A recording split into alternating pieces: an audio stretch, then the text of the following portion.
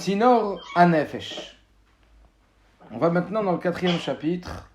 Alors, chapitre 1, on a défini les levushim, Maïa Marshava. Chapitre 2, on a parlé du Inyan que la Marshava, elle avait un effet rétroactif. Et les levushim aussi. Chapitre 3, on a parlé de la chashivut particulière de la Marshava, l'importance particulière de la pensée par rapport à la parole et à l'action, sur l'effet rétroactif que ça a sur notre âme. D'accord ? Chapitre 4, Tzinor Hanefesh. Le conduit, le tuyau de notre âme. Tzinor Hanefesh. Alors, j'enlève le son, excusez-moi. Voilà. Tzinor Hanefesh.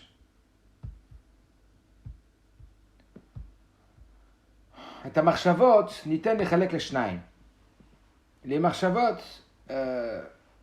il serait convenable de les séparer en deux. Marchavot, yozamot, shadam ma'arer ba'em, gam im enenu chafetz ba'em. Les pensées qui nous envahissent, qu'un homme y pense à elles, même quand il n'a pas envie de penser à ça. Il y a des pensées qui s'imposent à nous, des pensées qui ne nous demandent pas notre avis. Ven gam ashpet ala nefesh. Et même elles influencent notre âme. Comme on a vu dans les chapitres précédents. Ça veut dire que ces pensées-là qui nous envahissent, qui montent toutes seules, elles vont avoir un effet rétroactif sur notre état d'âme. Marchavot nafshiot. Et maintenant, il y a des marchavot nafshiot. Ça veut dire, c'est un homme irréfléchi quand il est complètement shakwa dedans, quand il est complètement plongé dans la pensée. C'est-à-dire que c'est lui-même maintenant, on va dire qu'il est initiateur de ses pensées, il se met à fond dedans. Marchavot kailou, ces pensées-là, elles expriment l'état profond de l'âme. Et donc il nous dit, c'est pas seulement le levush du nefesh, c'est pas seulement le vêtement de l'âme, mais c'est l'âme elle-même, nimshechet al yadan, qui est nimshach, qui vient par elle. Et dans cette explication-là, a marshava meshulet tznior. La marshava, elle est mashula le tzinor. Elle est comparée à un conduit, à un tuyau. C'est aucun de ces deux mots qui me plaît. Mais j'ai pas encore le mot qui me plaît. Après, si vous avez le mot qui convient et qui va être plus adapté, c'est chouette parce que la sémantique c'est vachement important. De trouver les bons mots, c'est vachement important. Kishem she'atzinor mekaven umelatev et akivun hamayim. De la même façon que le tuyau. Il va être comme un tuyau de jardin, ouais. Alors, il va diriger, et il va amener la direction où l'eau, elle va être projetée. Car, ainsi, la force de la pensée. Les natev, ou le makadet et nefesh, elle a la capacité de diriger le mouvement de l'âme. Lorsque, par exemple, nos pensées sont occupés maintenant à penser à des choses positives et joyeuses. Cette chose-là, elle attire l'âme vers des perspectives positives. Tu sais, des fois, tu peux avoir une vision négative et tu vas réfléchir et pense différemment. Imagine-toi une scène différente. Rappelle-toi de ce que tu as étudié avec Yosef. Rappelle-toi de ce que tu as étudié sur la Mouna, sur la Shgacha Pratit. Tu vois, tu vas faire appel à des choses à l'intérieur de toi, dans tes pensées, qui vont te remplir d'une autre direction. Eh ben, ça va modifier, ça va influencer ton état de nefesh. Ça veut dire que le fait de penser maintenant que tu n'as pas envie ou que tu n'es pas bien à des choses positives et à des choses qui sont joyeuses, eh ben, ça va t'amener à amener ton nefesh à des aspirations positives. Mais ilou marchavot shlilit. Et cependant, les pensées négatives, ma'amika et azot nefesh, elles vont plonger l'âme dans une tristesse terrible. Al-Kar, le père chez le Fanenu, voilà de quoi va traiter notre chapitre. Adam nimtza bemarshavato. Un homme se trouve dans ses pensées. Où tu es vraiment? Dans tes pensées. Adam nimtza bemarshavato. Un homme, il est où? Dans ses pensées. Klal amar abal Shem Tov, Nishmato Eden. Le Baal Shem Tov a cité un principe Bemakom shemarshavato shel adam, shamu nimtza. À l'endroit où la pensée d'un homme, il se trouve, c'est là-bas qu'il est vraiment. Ça veut dire, comme le Rabbi Rayat, vous connaissez certainement cette histoire, quand il était dans la classe, et bien à un moment, le moré, il a dit au Rabbi Rayat de sortir de la classe. Il lui a dit, sors, parce qu'en vérité, je préfère que ton corps il soit dehors et qu'il regarde dedans, plutôt que tu sois dedans et que tu regardes dehors, parce qu'il regarde à la fenêtre. Parce que ton vrai toi, il n'est pas là où ton corps il est, ton vrai toi, il est là où ta tête elle est. Par exemple, si maintenant vous êtes là en train d'écouter le shiur, mais vous êtes en train de penser à quelque chose d'autre, vous n'êtes pas au shiur. À tel point que ça m'arrive quand je fais des zooms, encore plus par les zooms, même quand il n'y a pas les zooms, mais encore plus par les zooms, quand je suis avec mes élèves de l'école, et qu'on est en train de dire halakha ou gumara, et en plein milieu je m'arrête et j'enlève le muet d'un des élèves, je dis de quoi on a parlé maintenant? Elle ne pas répondre. Il dit excusez-moi, j'étais pas là. Pourquoi il me dit j'étais pas là? Il était là. Non mais mon moi il était pas là. Et c'est qui ton moi? Ben, c'est là où tes pensées elles sont, c'est là que t'es, tu comprends? C'est pour ça qu'il dit j'étais pas là. Il était vraiment pas là. Mais ton corps était là, en classe. Alors, Zoom il était là, en classe ils sont là. Mais le gars il dit excuse-moi j'étais pas là. Même nous, on a des moments, on a pas des moments d'absence. Excuse-moi j'étais pas là, j'étais dans mes pensées. J'étais en vacances, j'étais à la plage, j'étais chez le rabbi, j'étais à l'Avdil, quoi. Mais voilà, peu importe où et quoi. Et pourquoi. Mais en vérité,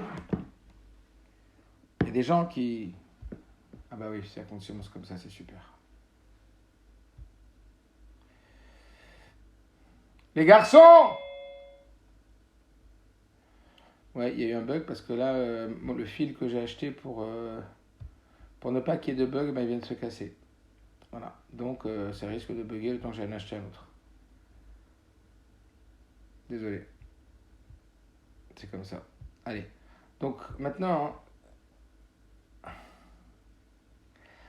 c'est quoi le Inyan? Ah ben oui. C'est quoi le Inyan? C'est que à mes élèves, je leur dis, attention, vous n'êtes pas là où votre corps il est, vous êtes là où votre tête elle est. Là où ta pensée elle est. Nefesh Adam et Ruchaniut. L'âme de l'homme, tu le vois bien, c'est du spirituel. Ou les marottes, Ayota Begoufan Magash, mais bien qu'elle habite un corps physique, matériel. Yatzma Naalit, Mimede Hazman Umakom. Cette âme, elle est complètement au-dessus des limites du temps et de l'espace. Kacher Nefesh Aprob Marchavot que chez l'âme. Et donc, lorsque l'âme, elle se plonge, elle fait un plongeon dans les pensées, quelles qu'elles soient. Ave Omer, Shaonim Tsacha. Ça veut dire où il est, son vrai lui, il est dans ses pensées. Kaet Adam Obediuk, Kemotala Marchavot Shukobam. C'est-à-dire qu'à ce moment-là, l'homme, il est précisément comme les pensées dans lesquelles maintenant il est plongé. Vraiment. C'est pas un abus de langage, c'est pas une exagération. C'est vraiment comme ça. Kelomar, c'est-à-dire, Marchavot nafshiot, henamrat mashpia nefesh. Ça veut dire que ça veut dire quoi? Que ces pensées-là de l'âme, pas seulement elles influencent l'âme. Hashpa shel hagorem chitzaini, comme une influence qui viendrait de l'extérieur. Kefish nidbaer beprakim hakodim, comme on l'avait expliqué avant, dans les chapitres précédents. Le chapitre précédent, on a dit que la marshava, c'était pas nous, c'est l'expression de nous vis-à-vis de nous. On n'entend pas? Waouh, c'est compliqué ça aujourd'hui, Makara.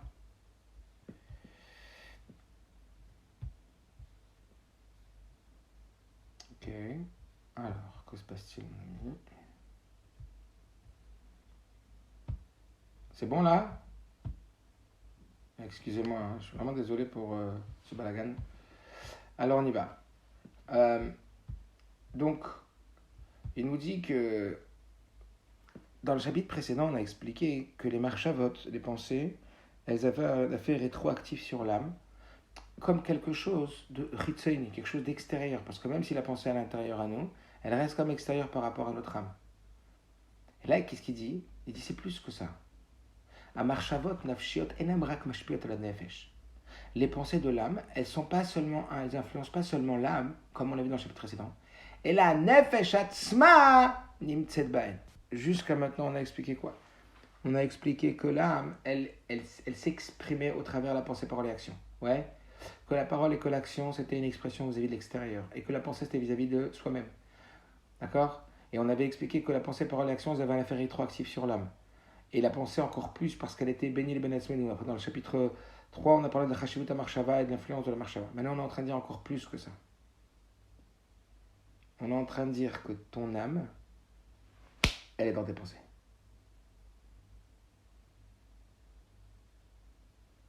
Ça veut dire quoi?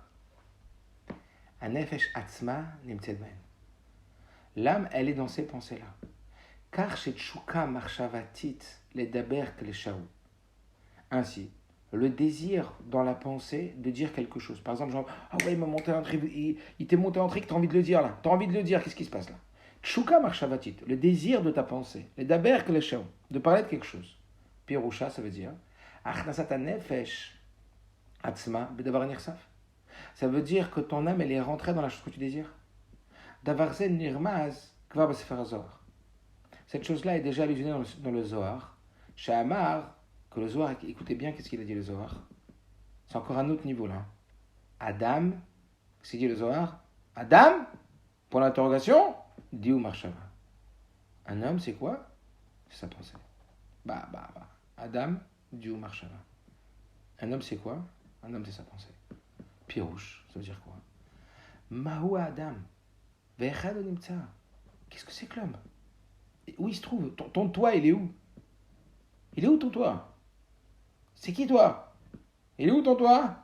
Mais Marshava. C'est pas la Marshava, hein, mais il est dans la Marshava. Regardez, là j'ai un thé, il y a un sachet de thé.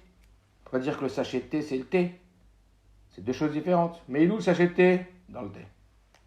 Vous comprenez ou pas? Elle est où? La Marshava, c'est pas le nefesh. La Marshava, c'est pas l'âme. La Marshava, c'est dans les bouches. On reste dans la perspective que la Marshava, c'est un vêtement. La pensée, c'est un vêtement de l'âme. C'est une expression de l'âme. Vis-à-vis de toi-même, c'est intérieur. C'est ta première expression de toi vis-à-vis de toi. Quand tu te lèves le matin, là, l'asbar, première pensée qui se passe, hop, la machine, elle se remet en marche. Ta conscience, elle se réveille. À quoi tu penses? Tes pensées, là. Tes pensées, là, que t'as, là, qui arrivent toutes seules, là. Que t'as pensé à ça hier soir, que t'as pensé à ça hier, tu vois, ou que c'est passé, que tu t'es endormi avec, ou des choses que t'as, peu importe. Ton âme, elle est dans ses pensées.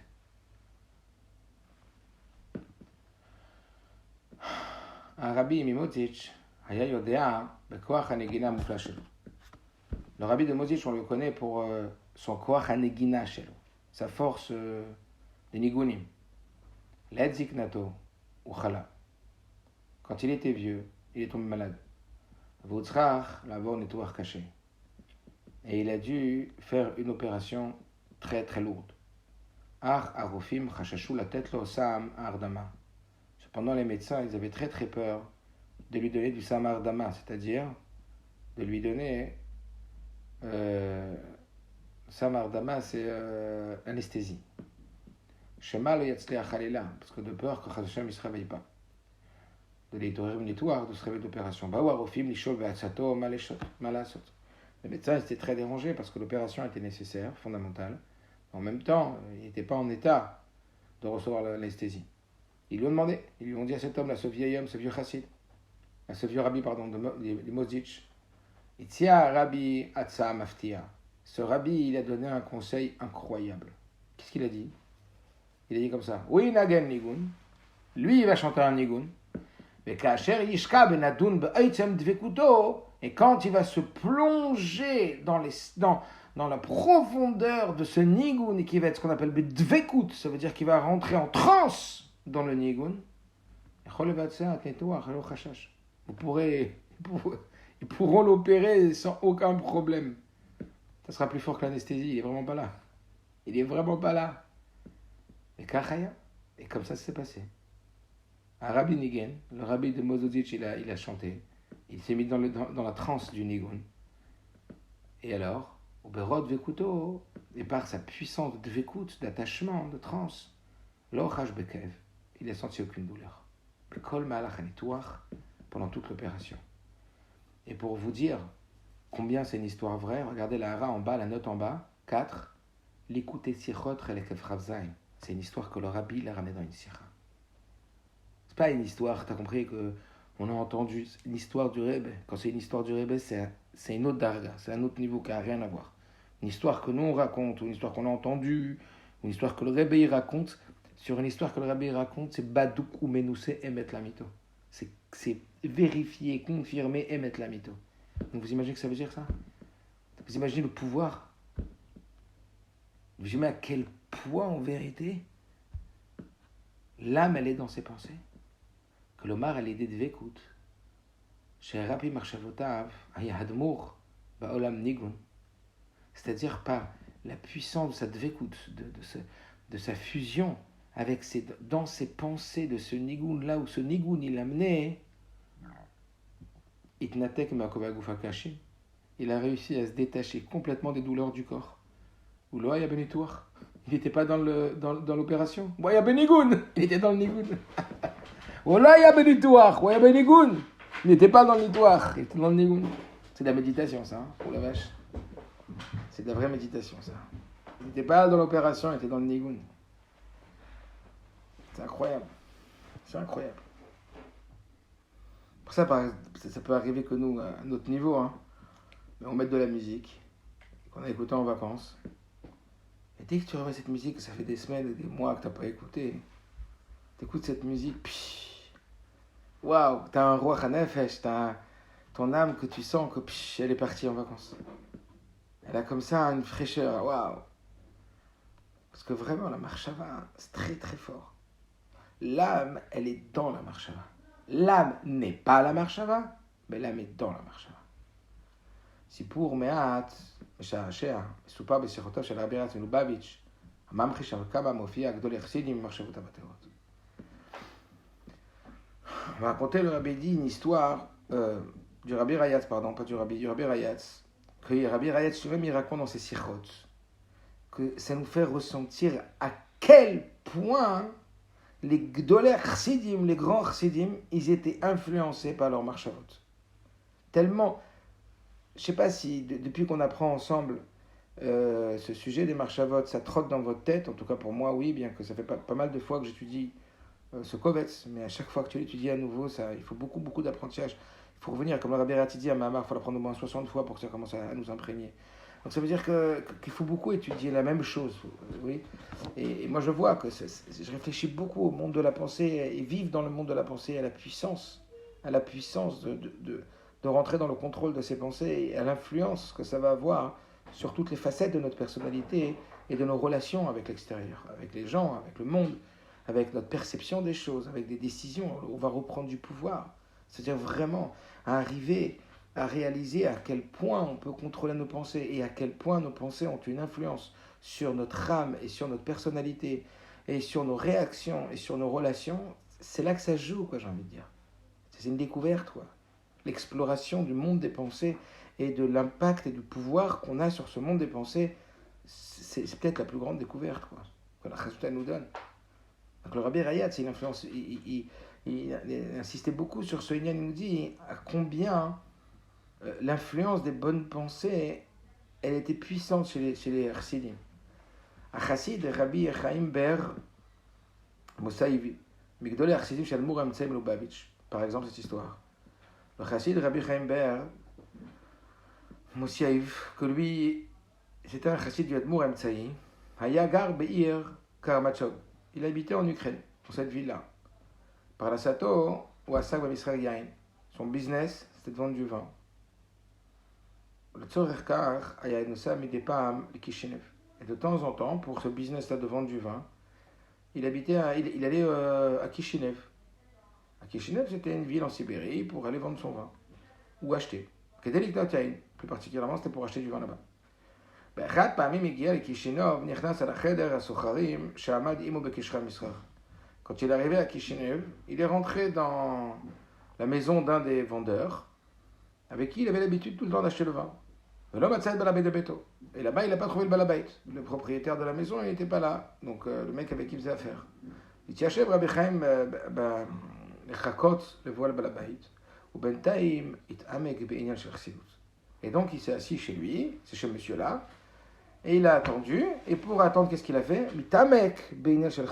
Il a commencé à s'approfondir dans un sujet de chassidut. Il a commencé à méditer. Il a médité sur un concept de chassidut. Il a médité sur un concept de chassidut. Ou la rare Mesherzman, après un certain temps, il est arrivé le propriétaire de la maison. Et donc le propriétaire de la maison, il arrive, il voit chez lui Rabbi Chaim Der, comment il s'appelle, Rabbi Chaim Ber, qu'il est en train d'être mis kamek dans Marshavato, et il est en train d'être approfondi comme ça dans une marshava de chassidut. Beyado Rabbi Chaim Ber ou Adam Balasaga Amuka. Et comme il le connaissait, il savait que c'était un Balasaga Amuka, que c'était, on va dire, une tête, quelqu'un qu'il a une saga, une perception très très profonde. Il n'a pas voulu le déranger. Il a dit, je vais le laisser continuer à s'approfondir. Moi, je vais aller m'en prendre le petit-déj. Donc, il a laissé, il n'a pas dérangé. Il a été prendre son petit-déj de Balabaït. Et il a son invité qui est en train d'être mitamek dans ses pensées. Ben Taïm, entre-temps, il t'aurait Rabbi Chaim Ber marchavotav. D'un coup, Rabbi Chaim Ber, il s'est réveillé de ses pensées. Veniskar, she'alav litpalel tfilat mincha. Et Rabbi Chaim Ber a dit, oh, il doit être tard, je vais faire mincha maintenant. Et d'un coup, il a vu le balabaït comme ça, il a vu le propriétaire de la maison. Il s'était tellement approfondi dans ses pensées qu'il avait complètement oublié qu'il avait voyagé et qu'il était chez ce monsieur-là. Et il a cru qu'il était chez lui et que c'est le balabaït, qui était maintenant le balabaït, le propriétaire de la maison, qui était venu le rendre visite à Karmatsog, chez lui à la maison. On a le shalom, il lui dit, oh, bonjour. Il a dit, alors racontez-moi qu'est-ce qui se passe là-bas à Kishinov. En pensant qu'il était chez lui. Il a cherché le sol de l'Etiat pour faire l'Etiat pour la Tfilat Mincha. Ça nous sait tous peut-être pas autant, mais ça nous est tous arrivé déjà. Que des fois on est complètement dans nos pensées. Et il y a une demi-seconde qu'il nous faut pour réaliser où on est ou qu'est-ce qui se passe là, tu sais. Il y a une pensée qui nous a tellement pris de l'intérieur. Waouh, on était complètement dedans. Et c'est l'autre chassid. Aïta chassidut ikar ou misrach tafel. Chez ce chassid, pour de vrai, la chassidut, c'était sa priorité. Le business, c'était secondaire. Il faisait du business. Il gagnait de l'argent, mais c'était pas sa priorité. C'était pas l'essentiel de sa vie. C'est pas ça. C'était pas le sens qu'il donnait à sa vie. C'était pas ça qu'il faisait vivre. C'était pas ça qui l'excitait. C'était pas ça qui lui faisait monter l'adrénaline. Amarshava, Tchouka, Pnimit, chez Lohayulim, notre chassidut.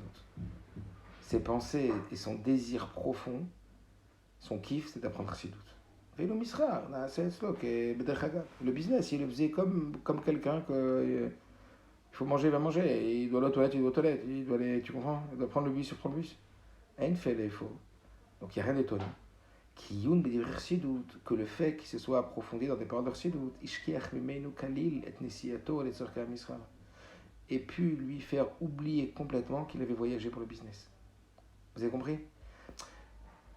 Ça, c'est décrit dans le Sefer Asichot Tafshin du rabbi précédent. Cette histoire, elle est écrite dans le Sefer Asichot Tafshin du rabbi précédent. Ça veut dire, qu'est-ce qu'il a dit? Il a dit, d'où ça vient ça que il a oublié même qu'il avait voyagé pour le business? Parce que c'était tellement une priorité dans sa tête, l'Archidut, c'était tellement important pour l'Archidut, c'était tellement son Geshmak. Comme dit le rabbi précédent, ton vrai toi, il est là où ton Geshmak il est. Là où ton kiff il est. Alors comme lui, il était tellement dans l'Archidut, il était tellement sublimé par l'Archidut, que c'est pas fou de dire qu'il avait complètement oublié qu'il avait voyagé. Que c'est pas quelque chose d'incroyable. C'est quelque chose de cohérent.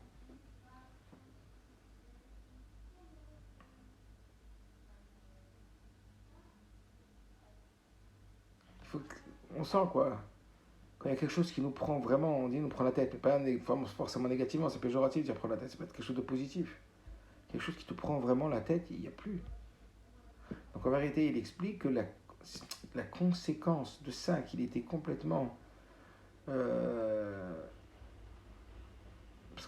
qu'il était tellement investi dans l'Archidut, il était tellement intéressé par l'Archidut qu'il a déconnecté avec le reste. Et ça montre que l'âme, elle habite la pensée. C'est-à-dire que l'âme, elle rentre dans la pensée. Moi, ça m'arrive, par exemple, je suis en scooter, j'écoute un cours, par exemple, j'ai le casque avec le Bluetooth, j'écoute le cours. Et j'ai dans les deux oreilles, hein. Par exemple, un cours de Rav Ashkenazi, d'ailleurs, que je vous recommande. Si vous comprenez l'hébreu, les cours de Rav Ashkenazi sont très très sympathiques, très remplis et tout. Et donc j'avais le cours de Rav Ashkenazi, c'est une fois ça m'est arrivé, je suis en scooter, j'ai le cours de Rav Ashkenazi, et d'un coup, il y a une pensée qui me vient forte dans ma tête. Je suis stupéfait à chaque fois que ça m'arrive. Je me rends compte que je suis rentré dans ma pensée, j'étais complètement dedans, et je suis incapable de dire un mot, des 20 secondes, des 30 secondes, de ce que l'a dit Rav Ashkenazi, alors qu'il est dans mes deux oreilles, dans les deux... Il y a deux écouteurs collés à mes oreilles. Mes oreilles, elles ont entendu les mots, hein. Pendant 20 secondes, j'étais dans mes pensées à fond, une pensée importante. Demande-moi de répéter un mot. Impossible. Je ne l'ai pas entendu. Ça arrive à tout le monde, ça. C'est pas à moi seulement, ça. C'est tout le monde. Je ne l'ai pas entendu. Mais comment tu l'as pas entendu? Mais sûr que tu l'as entendu. Les décibels, elles sont rentrées dans tes oreilles. Mais sûr que tu l'as entendu. Mais, vous avez compris ou pas? C'est incroyable. Ton nefesh, il se trouve dans tes marchavot. Cette marchava, elle était tellement puissante. Quand je dis puissante par rapport à la situation, quoi. Ça veut dire qu'elle était tellement importante. Ou une daga, un souci, ou un besoin, ou un truc hyper important, ou un truc, ouais, il faut que je me rappelle, ouais, c'est important, ouais. Chez moi, c'était important. À ce moment-là, chez toi, la truc, elle est super importante. À partir du moment où... Donc, qu'est-ce qui définit que tu vas rentrer dans tes pensées? La mesure et la graduation de l'importance que la chose, elle a chez toi. Et comme elle est très importante chez toi, hein, alors, si cette chose-là est très importante, tu vas te déconnecter complètement de l'entourage extérieur, de la situation extérieure. Au point qu'on te met des écouteurs dans les oreilles, t'entends rien. Au point que lui, il avait voyagé peut-être quelques jours pour arriver en Ukraine pour aller acheter son vin. C'était complètement forget. Vraiment, quand il lui a dit « Ah, bah bienvenue chez moi à la maison », il se croit chez lui. Et ça, c'est faire un sikhot du Rabbi Retz. Les Marot chez Mikrezé, bien que cette situation.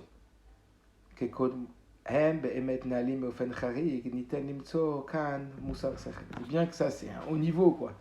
D'arriver, comme on l'a dit tout à l'heure, sur le rabbi de Mosich, là, que le rabbi ramène dans l'écouté sur Rav Saïn, que ce rabbi-là, il était tellement bedvekout, il était tellement en transe dans le nigoun, qu'on pouvait l'opérer.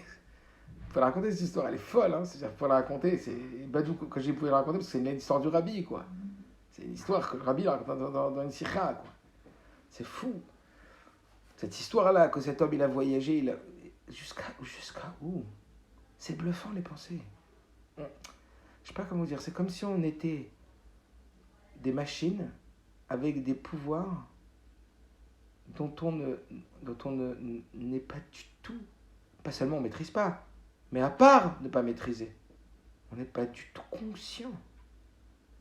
Quoi? À quel écart les pensées, elles peuvent me changer? Quoi? À quel écart les pensées, elles peuvent avoir un effet? Si je change mes pensées, si tu crois que tes pensées, elles ont à voir avec ton devenir, si tu crois que tes pensées, elles ont quelque chose à voir avec ce que tu vas devenir,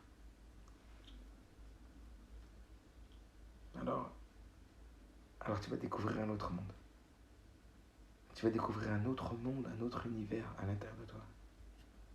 C'est un autre monde, un autre univers, c'est grand, c'est énorme, c'est puissant. Donc déjà découvre, donc déjà réalise. Et après, quand tu vas prendre la maîtrise de cet outil-là,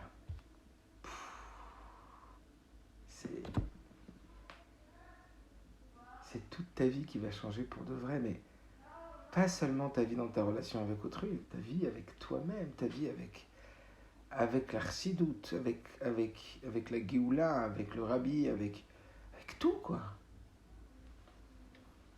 Je sais pas, je vais raconter certainement cette histoire de...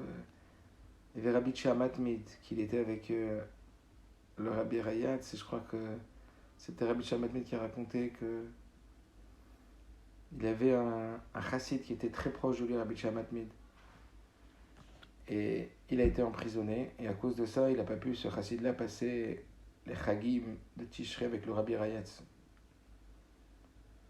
Et après qu'il a été libéré de prison, il a tout de suite voyagé chez son rabbi, chez le frère du Kiriabet, chez le Rabbi Rayatz. Et quand il est arrivé chez le Rabbi Rayatz, il a dit au Rabbi Rayatz, qu'est-ce que je suis content de vous voir, que j'ai pas pu être avec vous pour Tishri. Il lui a dit, mais oui, mais je comprends pas pourquoi tu n'étais pas avec moi à Tishri, pour les fêtes de Tishri. Il a dit, mais vous savez pas que j'étais en prison? Il lui a dit, mais je sais que tu étais en prison. Mais si tu avais pensé pendant Tishri que tu étais avec moi, hein, si dans Olam HaMachshavot, si dans tes pensées tu avais été avec moi, hein, alors tu aurais été effectivement avec moi pendant Tishri. Oh, qu'est-ce qu'on fait de cette histoire? Qu'est-ce qu'on fait de cette histoire? Tu te rends compte, Rabbi Eretz, ce qu'il a dit? Si tu avais été dans tes Marchavot avec moi, hein, même en prison, alors tu aurais été effectivement avec moi pendant Tishri. Quand ce Bachour, il passe devant le Rabbi, et le Rabbi lui a dit, je viens de finir de prier Minyan avec ton père. Et ce Bachour, il ne comprend pas, ce jeune homme, il ne comprend pas. Son père, il habite en Russie. Quel rapport? Le Rabbi, il est à New York. Et il appelle son père, et quand il entend ça, son père, il n'a plus de voix. Il a dit qu'ils étaient en train de faire un Minyan sur un well, je ne sais pas où, et qu'ils étaient 9. Il manquait un 10e. Et dans sa tête, il a dit que le Rabbi soit mystérieux au Minyan. Sa tête, un chassid, il a dit que le Rabbi il est associé au Minyan dans sa pensée. Il a été profondément dans sa pensée que le Rabbi il était avec eux. Le Rabbi il a dit à cet enfant, hein, je viens de finir de prier Minyan avec ton père. J'étais avec ton père au Minyan. It's really, c'est ça le vrai. C'est ça le vrai. C'est Olam HaMachshavot. Olam HaMachshavot. Donc déjà réaliser qu'il y a un monde. Il y a un monde, un univers qu'on ne soupçonne pas qui se trouve à l'intérieur de nous. Il y a des pouvoirs dans ce monde-là qu'on ne réalise pas. Et ensuite, après l'avoir réalisé, alors on va commencer à travailler dessus. Parce que c'est des pensées très profondes. Ok.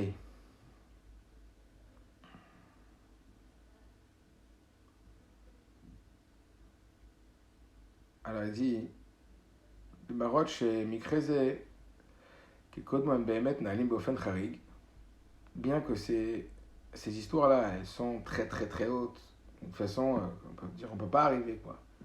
On peut quand même trouver une morale. Gam la Anashim Kirken, pour des gens à notre niveau, à chaque des gens comme nous qui sont complètement plongés dans la vie de sur terre, dans la vie du monde. Business, parnassa, manger, dormir, que quoi? Même des gens comme nous.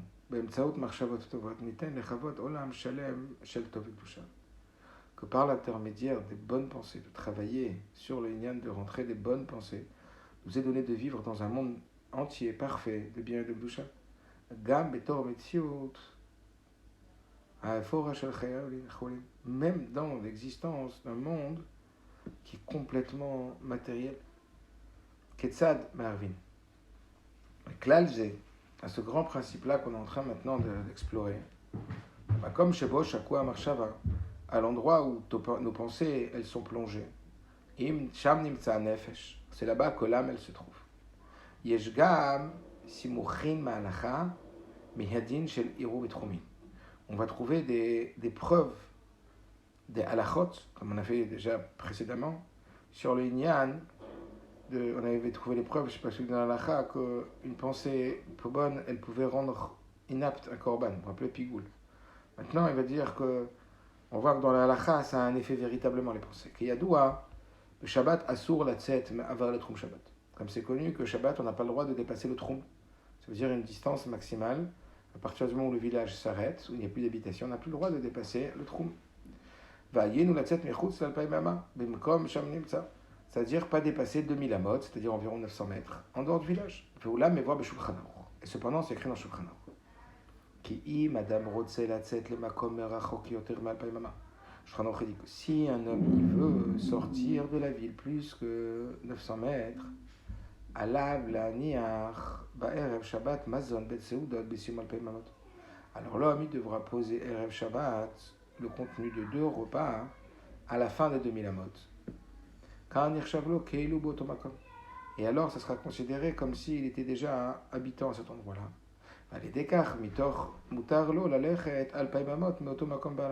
Alors, il pourra faire encore 2000 amot de plus. Ça veut dire, un homme est dans un village, petit village.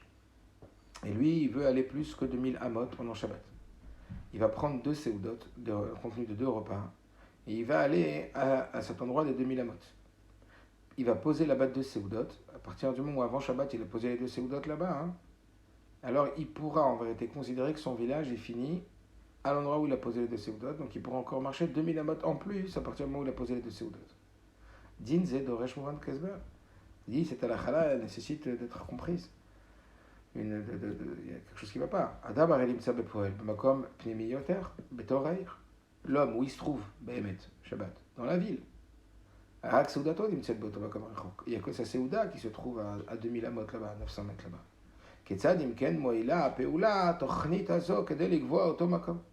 Donc comment c'est possible de dire que le fait qu'il ait posé ces 2 Séoudotes là-bas, hein, vont faire que cette technique, elle va lui permettre de dire que c'est comme s'il avait fixé que sa place, elle était à l'endroit des 2 Séoudotes, pour lui permettre de marcher encore 2000 amot après. En vérité, toute la raison pourquoi c'est permis, c'est parce que ces 2 séoudotes, elles ne sont là que pour dévoiler sa pensée. Qu'en vérité, dans sa pensée, il se trouve déjà là-bas. Puisque sa pensée et que sa volonté, elle est d'être là-bas, et ça, il l'exprime par les 2 séoudotes. C'est comme s'il était déjà là-bas. À tel point que c'est comme s'il était déjà là-bas, que physiquement c'est comme s'il était déjà là-bas, que chez Moutarlo, c'est tellement vrai qu'il est là-bas, c'est tellement vrai qu'il est là-bas et qu'il est là où ses pensées sont, puisqu'il est dans ses pensées et qu'il est là-bas, que la halakha va lui permettre de marcher encore 2000 amot à partir de ces 2 séoudotes. Mais Forashim, on comprend de là, que même dans le Shulchan Aruch, chez Adam Nimtza, que le Shulchan Aruch est d'accord pour dire que l'homme il se trouve Bemakom chez Marshado Menuchat. Que un homme il est là où sa pensée elle se pose et nulle part ailleurs. Tu n'es pas là où tu es physiquement, tu es là où tes pensées sont. Et c'est quoi tu ? C'est ton âme. Donc l'âme elle se trouve dans tes pensées.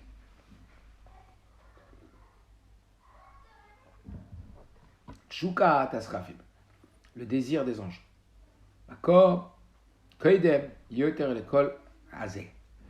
En vérité, cette idée-là, et c'est le ridouche d'aujourd'hui, hein, pas pour nous, quoi. Cette idée de dire que l'âme, elle se trouve dans nos pensées, a une source encore bien avant Shranor. Chez Makom, je marche que de dire que là où la pensée d'un homme, elle se trouve, c'est là qu'il se trouve. Nilmad al-Yedé Baal Shem Tov, midivri David Ezekiel. D'où il a appris le Baal Shem Tov, cette idée que l'homme, il se trouve là où sa pensée elle est.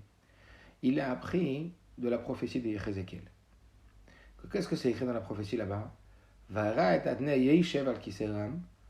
Et il a vu Dieu qui siégeait sur le trône élevé. Srafim omdim mimalon. Et là-bas, il y avait des srafim, des anges, omdim mimalon, qui se tenaient au-dessus de cette chaise, au-dessus de lui. Que l'Omar, c'est-à-dire. Un avis, Ezekiel, metaher, kira, et akadosh baruch hu yoshev al kiseh hakavod, et srafim omdim mimalon. Ça veut dire que Ezekiel, il a parlé de sa vision, que dans sa vision, il a vu Dieu assis sur le trône, et il a vu des anges qui étaient au-dessus de Dieu. La question c'est quoi ? Le fait qu'on dise que les anges, ils se tenaient au-dessus de Dieu, ça sous-entend qu'ils avaient un niveau plus élevé que Dieu. Il faut comprendre, dire quoi des anges qui sont au-dessus de Dieu. Sur ça, c'est expliqué dans Chassidut. En vérité, il y a 2 niveaux dans la révélation de Dieu. Aleph, Darga Nemucha Yachasit, Sheba Yored HaKadosh Baruch Hu Yashev Kisei HaKavod. Chez Dieu, l'expression de la révélation de Dieu, elle peut être de 2 niveaux. Un niveau bas, relativement à l'autre, où Dieu il s'assoit sur la chaise. C'est quand on dit qu'il est Yoshev al Kisei HaKavod, il s'assoit sur la chaise. Comme quelqu'un, quand il s'assoit, il est plus bas. Et les malades, ils étaient plus haut quand Akadosh Baruch Hu mirbe atzmo od shnifnei echad al kisei hakavod. Et il y a Dieu tel qu'il est lorsqu'il illumine à l'extérieur, même quand avant qu'il s'asseye. Et c'est ça en vérité l'intention du prophète. Que qu'est-ce que ça veut dire que les anges se tenaient au-dessus de Dieu tel qu'il est lorsqu'il est assis? Ça veut dire quoi? Asrafim shoaim bechol meodam lezar kote dergat aolion. Ça veut dire que les anges, ils aspiraient, ils désiraient de toute leur force d'être méritants, de rentrer en connexion avec le niveau de Dieu tel qu'il est au-dessus d'être assis. C'est-à-dire d'être en connexion, d'être en fusion avec Dieu lui-même, pas Dieu tel qu'il se révèle lorsqu'il s'assoit, mais tel qu'il est debout. Chez les malam et kifi, chez où il reste des tel qu'il est au-dessus de comment il est quand il est assis. Et donc cette intention que les anges ont, cette marchava que les anges ont, il a la M. Leur a été compté et utile. L'iod bepoel pour devenir concrètement mimal au-dessus les dargata ou tartona du niveau de la révélation de Dieu inférieur. Sheba ou Yosef al-Kissé. Ça veut dire que puisque les anges, bien sûr qu'ils étaient même en dessous du niveau de Dieu tel qu'il est assis. Ah, pourquoi Ézéchiel il les a vus au-dessus? Parce qu'ils avaient tellement de désirs, ils avaient tellement d'enflammement et de désir profond d'atteindre le deuxième niveau de la contemplation de Dieu, que c'était compté pour eux comme si ils étaient au-dessus de ce premier niveau de Dieu. Ça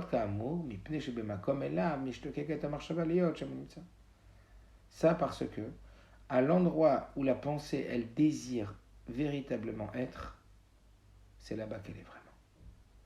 Mikan et Sikata Baal Shem Tov.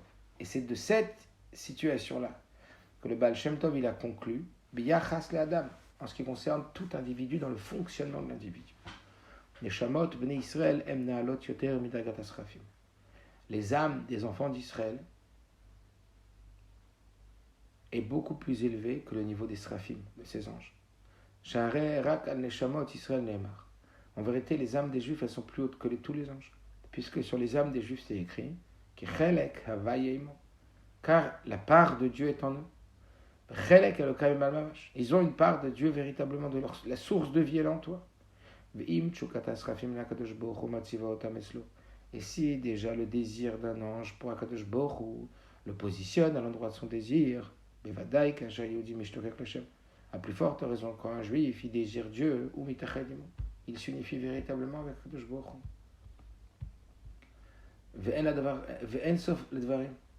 Et pas seulement. Mais Keshem, de la même façon que le désir des anges, c'était de passer à un niveau de lumière de Dieu beaucoup plus haut, celle que Dieu il est debout. Les a placés parce qu'ils ont eu tellement le désir de ça que ça les a amenés à ce niveau-là, chez les mal, au-dessus de toutes les restrictions et les contractions spirituelles. Car ainsi, un juif, quand il a un désir très très fort de fusionner avec Dieu, Sheim Akor Neshmato, qui est la source de son âme, alors Zochel et Tached ou les Traberima. Alors il est méritant de pouvoir s'unir et fusionner avec Dieu. Imnorid Advarim le Olam Hamaïse. Si maintenant on descend ça dans le monde de l'action. Aré les Mouda Torah, Omar Shava, Veratson, les Kaimizet Hashem. Alors l'étude de la Torah, ou une pensée, ou une volonté d'accomplir la volonté de Dieu, unifie l'homme avec Dieu. Parce qu'on sait que les mitzvot, c'est en vérité des révélations au travers lesquelles Dieu habite la matière. Quand un homme il est en train de penser à une pensée de Torah de mitzvot, c'est pour ça que le Tanya il explique bien qu'à ce moment-là l'homme il s'unifie d'une unification incroyable avec Akadosh Baruch Hu, on ne réalise pas. Ça serait vraiment de quoi méditer en soi, qu'on ne réalise pas à quel point l'unification elle est puissante quand on est en train de faire une mitzvah. Comme le Tanya, il explique, le Rabbi Zakan, il explique beaucoup cette notion. Shor lavouj bigdei Shabbat. Le vêtement de Shabbat qui est revêtu par le taureau. Ça veut dire quoi?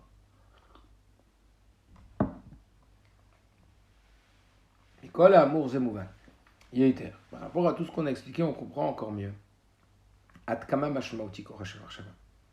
Combien est puissante la pensée? Comment c'est puissant la pensée? Ça veut dire que par la force de la pensée, on est capable de placer l'âme dans du bien et dans de la perfection. Kasher emunechet b'divrei Torah, lorsqu'on place notre pensée dans le divrei Torah, ou mishtokeket alem, et qu'on désire d'être dans, c'est ce qu'on est en train de faire maintenant, étudier, ou biecholta, ou matzot, l'ashkiat hanefesh b'dvarim acherim, sha'asuim liot yifuchu bagom u'shalatov. Mais il faut savoir aussi que c'est possible que Dieu préserve. Qu'à l'inverse, cette pensée, quand on l'investit dans des choses gâchées, alors c'est possible que ça devienne tout le contraire du bien. Isha Achat katva la Rabbi Melubavitch. Voilà une histoire dans la Guérot Kodesh. Il y a une femme qui a écrit au Rabbi, Shiyeshla Marshavot Lotovot. Elle a dit au Rabbi, j'ai des pensées pas bonnes. Vei malach hashashot shema ikrela mikre mar beatid. La femme, elle a dit qu'elle avait des peurs, après des angoisses. Et elle a dit au Rabbi, elle a très peur que ces angoisses soient prémonitoires. Ça veut dire que si elle a ces angoisses, ça veut dire qu'elle pense que Dieu il est en train de la prévenir qu'il va se passer cette horreur. Elle pense à un drame. Rasra, angoisse. Qu'est-ce que le Rabbi lui a répondu? Le mutar el ha'arir b'inyan midat habitachon. Ad kama shemochechet i bichlal ubedat Israel b'miyuchad ובפרט בדורנו אשר כולנו שארית הפלטה איננו מופתים חיים לניסים גלויים. Première chose que le Rabbi a répondu, ça ne serait que de trop que de s'allonger sur la notion de la confiance en Dieu, du bitachon, de la sérénité que cette mida doit créer en nous. Être confiant en Dieu, avoir que j'ai confiance en toi, donc j'ai pas peur. Rabbi dit ça serait que de trop que de s'allonger sur cette mida-là, de bitachon. Ad kama muchecheti. À combien elle est nécessaire, à combien elle est vitale de nourrir, d'alimenter et de renforcer sa midat bitachon. Combien elle est nécessaire en général, bichlal ou bedat Israël b'miyuchad, et dans le judaïsme en particulier. Donc le Rabbi parle d'abord pour l'humain en général. Dans la dimension humaine, vous savez, c'est tellement évident, des répercussions qu'ont le bitachon, de travail sur soi, de rentrer dans une véritable sérénité qui provient d'une confiance, d'un optimisme, d'être sûr que ça va bien se passer, combien ça a des effets, en général sur l'humain, en particulier dans la religion juive, et encore plus en particulier dans notre génération, que nous, on est une génération de Sherit Apleta, que Dieu préserve après tout ce qui s'est passé, à nous, Moftim Chaim Lenissim Gloim, qu'aujourd'hui on vit sur des miracles. C'est ça que le Rabbi lui a dit. La première chose, de dire cette dame qui s'angoissait d'avoir peur que ces angoisses, elles étaient prémonitoires. Le Rabbi il lui a parlé de... Vous voyez combien les mots de Rabbi, combien c'est puissant et combien c'est précis, combien c'est vital de travailler, d'exploiter, de développer, d'intensifier son bitachon en tant qu'être humain, encore plus en tant que juif. Et le Rabbi, Vesseim et Rabbi, alors là, ces mots-là, ils sont waouh. Marshavas Watzma, il lui a dit à cette dame, madame, ces pensées-là que vous avez maintenant, Ma iye im chalila yekre mikremar, qu'est-ce qui va se passer avec ces pensées si que Dieu préserve? Vous arrive ce que vous redoutez d'amer. Are mikremar beatzma. Voilà que ça, c'est la situation mauvaise elle-même. Est-ce que vous comprenez ou pas? Le Rabbi lui a dit, cette marchavala elle-même, cette pensée-là, qui puisse vous arriver du mal, ça même, c'est ça le mauvais mikré, c'est ça la mauvaise situation. C'est déjà tellement la marchavala est puissante que le fait même que vous pensiez mal, c'est en soi déjà comme si la mauvaise chose elle était arrivée déjà. La mauvaise chose que vous redoutez, c'est celle de penser mal.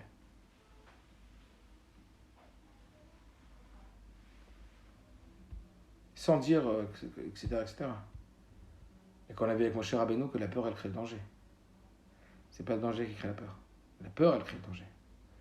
C'est parce que Moshe, il a eu peur qu'après, Pharaon, il est venu connaître ce qui s'était passé. Donc là, le Rabbi n'a pas dit ça. Le Rabbi il dit, c'est cette pensée, c'est comme si, vous savez quoi? Vous avez peur que ça arrive vraiment? Mais vous savez de quoi vous devez avoir peur quand vous êtes en train de penser à ça? Le fait de penser à ça en soi, c'est déjà le drame. Le soupar à la Baal Shem Tov, on finit avec ça. On raconte que le Baal Shem Tov Nishmato Eden Arapam le Talmidav Machazej Mishuna. On raconte qu'un jour le Baal Shem Tov il a montré à ses élèves une vision incroyable. Shor, Yoshev Lied HaShulchan. Ils ont vu un taureau qui était assis à la table, qui est chez Ulovej Bigdei Shabbat, habillé avec des vêtements de Shabbat. Imaginez, un taureau assis à table avec des vêtements de Shabbat. Ochel Seudat Shabbat, il mangeait une Seudat Shabbat. Quand ils ont vu ça, les élèves du Baal Shem Tov, et le Baal Shem Tov, Machazeh Zeisbir al Baal Shem Tov. Quand il a montré ça, le Baal Shem Tov, parce que le Baal Shem Tov, vous savez, il prenait la main de chacun de ses élèves, il faisait une ronde et il y avait des visions. Et donc, quand ils ont eu cette vision, tous les élèves du Baal Shem Tov, il a expliqué, le Baal Shem Tov, il dit Moui shel Yehudi asher ochel basar shor beshabbat beta'ava gdola. Il leur a dit ça, cette vision-là que vous avez eue, c'est la vision du juif qui est en train de manger de la viande de taureau pendant Shabbat. Beta'ava gdola, avec un tellement grand ta'ava, avec un tellement grand plaisir et désir. Ve'atshuka ve'leitot shelo ala basar ashor, et son désir et son enflammement, il est tellement dans la viande que Afra berovet pnimi, qu'elle l'a transformé dans sa dimension profonde, et mauto les shor, ça a transformé son identité profonde en taureau. Elle était tellement dans le taureau qu'elle est devenue un taureau, quoi. Tellement dans le taureau qu'il était dans cette dariga-là. Ok, on continuera demain. Merci Hachem, Efshar, Lehabit Pnima. Voilà. Si Hachem Hachem n'a pas d'ici là, sinon on continuera quand même.